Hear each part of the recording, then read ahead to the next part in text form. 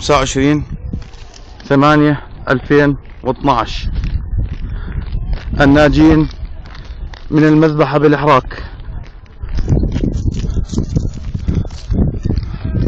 حسبنا الله ونعم الوكيل. هل مات ضمير الإنسان؟ حسبنا الله ونعم الوكيل. حسبنا الله ونعم الوكيل.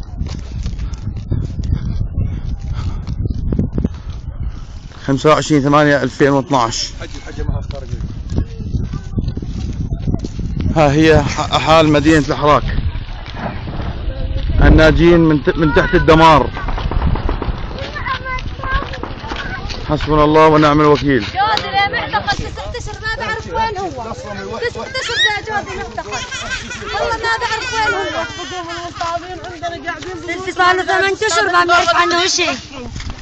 يا ظلام الجيش الحر يا الفزعه، الحراك ما غلط حدا اللي ما فزعت له غير احنا، ما حدا فزع عنه. صار لنا 13 يوم دمار، صواريخ، طيارات، قنابل، الغام، جوع، حصار كامل.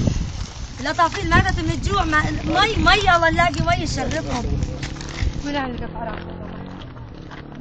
ها هي أطفال مدينة الحراك.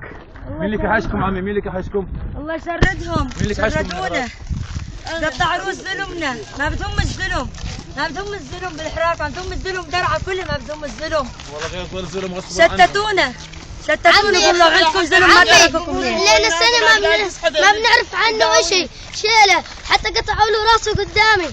الجرحى ما في حد ينقذها، لا في أدوية، لا في دكاترة، لا في مواد طبية نهائيا. الجريح بيضلوا ينزف لحتى انه يموت لانه ما فيش حدا يسعفه. ها هي حال مدينة الحراك. حسبنا الله ونعم الوكيل. حسبنا الله ونعم الوكيل. ولا يوفق هالدول اللي واقفه معاه، بس فيهم لله. ذبحوا العالم والله العظيم انه 50 جثه بستوتي بالشوارع طالعين، حتى مو قادرين نلمهم. احنا النسوان صرنا ندفن الشباب، نسحبهم وندفن الشباب. احنا النسوان ما في واحد ابن حلال وقف معاه نشكيهم لله، نشكيهم لله بس. والله احنا اللي ندفنهم والله. حسبنا الله ونعم الوكيل. نناشد كل ضمير حي بالنظر إلى أهالي الحراك. وين الأمم المتحدة؟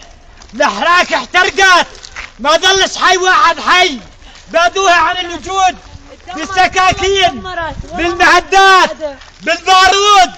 وين الأمم المتحدة؟ وين العالم؟ انزعوا للحراك، اتقوا الله. ذبحوا العالم والله، ذبحوا العالم.